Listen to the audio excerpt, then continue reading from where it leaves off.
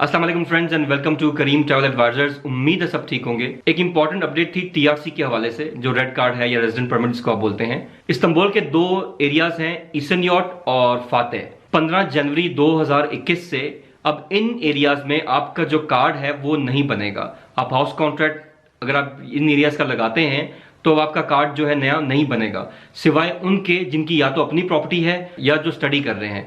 इसके अलावा आप अगर रेंट पे रह रहे हैं और रेंट पे अपना कॉन्ट्रैक्ट लेके आप इन एरिया से कॉन्ट्रैक्ट लगाएंगे तो आपकी टीआरसी या किमलिक नहीं बनेगा। तो प्लीज अब इस चीज को आप सोच समझ के स्टेप उठाइएगा। खासतौर पे जो इस्तांबुल में जाके अपना रेड कार्ड बनवाना चाह रहे हैं वो इन दो एरियाज में अपना घर रेंट पे लेने से अवॉइड करें, ताकि आपको अपना कार्ड बनवाने में प्रॉब्लम ना हो। मैं ये ऊपर लिंक भी दे रहा हूं, इसको आप देख लीजिएगा। ये उनकी ऑफिशियल वेबसाइट पे है और इसको आप स्टडी भी कर लें। तो अपने अपने जो लॉयर्स हैं आपके, उनसे भी आप पता कर लें। ये ना कि आप वहां पे जा रहे हो और आपका प्लान हो कि ईस्टर्न यॉट या फातेह में जाके आप घर लें रेंट पे और आप वहां का किमलिक बनवा लें, तो ऐसा पॉसिबल नहीं है। टिल फर्दर नोटिस पता नहीं गवर्नमेंट आगे क्या करती है, लेकिन अभी तो यही नोटिस आया है तो मैंने कहा अपने भाई से शेयर कर दूं।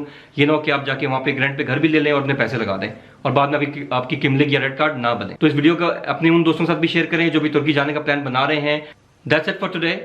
मिलते हैं नेक्स्ट वीडियो में, तब तक दुआ की दरखास्त। करीम ट्रैवल एडवाइजर्स का आपको सलाम, अल्लाह हाफ़िज़। जाने से पहले मैं सबसे जरूर रिक्वेस्ट करूंगा कि जो मेरा न्यू चैनल है हुमायूं करीम, उसको सब्सक्राइब कर लें। और अगर आपने ये वाला चैनल करीम ट्रैवल एडवाइजर वाला सब्सक्राइब नहीं किया हुआ तो इसको भी सब्सक्राइब करके दोनों के लिए आप बेल का बटन दबा दें, ताकि आपको आने वाली वीडियोस की अपडेट मिलती रहे।